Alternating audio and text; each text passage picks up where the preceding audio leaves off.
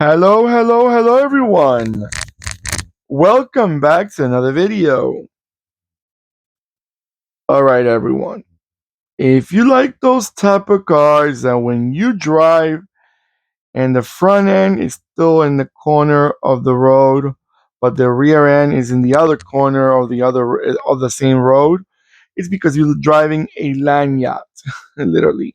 But if you like those type of cars that take half a block to park, just literally, not I'm just saying as a. But if you like those long and big and comfortable and presence is at the maximum point, then you're looking at the right video.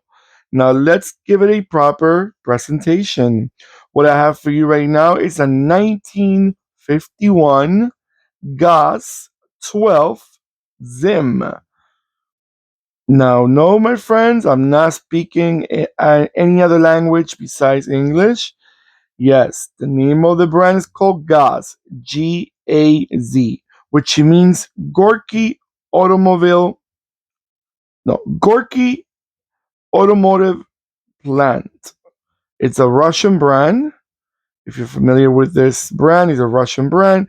They usually cater to the luxury market, usually. I mean, for the Russian luxury, not always, but usually the ones they don't make small cars. They usually make on the bigger side.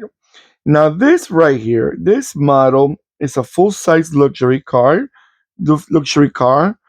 produced between 1950 to 1960.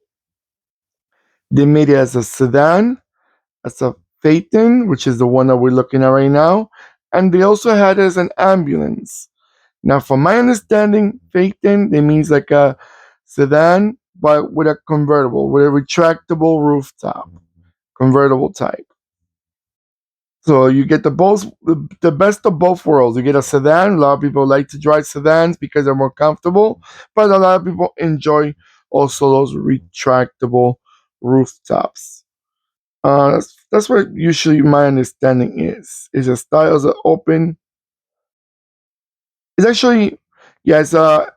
Phaeton is a style of an open automobile without any fixed weather protection.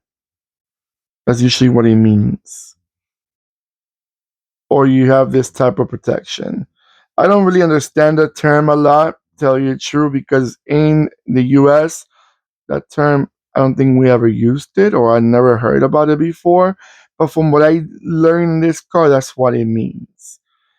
Let's see. This car only came with one engine, even though it's huge. It only came with a 3.5 six-cylinder engine. Now, transmission, it did kind of brought my attention, even though it's a long, looks very heavy. They never came out with automatic. They came with a 3-speed manual with a hydromatic fluid coupling. Okay. Let's see what we got as information here with this car. Let's see. It says here the GAZ began the design progress for what became the M12 in May of 1948. Then the government requested a 6-passenger sedan with a deadline of 29 months to produce. So they came out with this model as for what the government they're requesting. Now, information about this car, it says that it was the first luxury car that GAZ and it was the first luxury car produced by GAZ and first one to have a famous leaping gazelle hood ornament. If you know GAZ, it has like a gazelle as an ornament design. The car was built to serve high and medium rank Soviet nomenclatura, which that means people in the Soviet Union that had key positions, like people that had status. That's what they're trying to say. but it was also readily available as a taxi and an ambulance.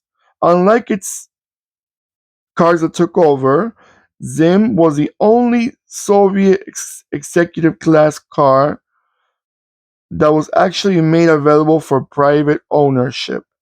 A total of 21,527 examples were built. Now, that's a very good point. If you're familiar with the stories about the Soviet Union, the vehicles, usually cars, they were, you know, they didn't have that many supply. And especially when it came to the luxury brands or luxury models, they were more this cater only to the politicians and people that really can afford it. And they first prioritized the people that had the status, like I said before, than anybody else. By the way, before I forget, this is actually a 1949 model.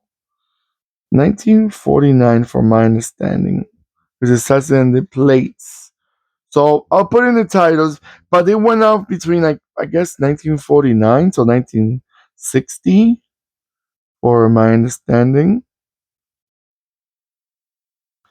All right, I'm gonna let this car go around a few times, and I'll be right back.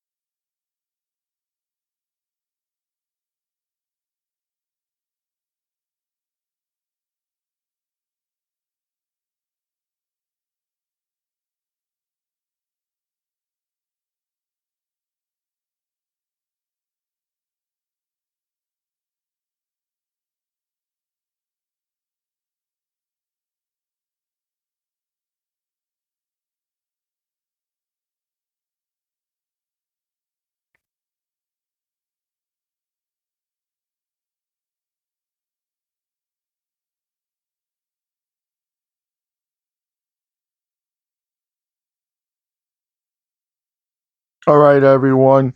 You know, just before I forget, there's a diecast model, as you probably noticed already.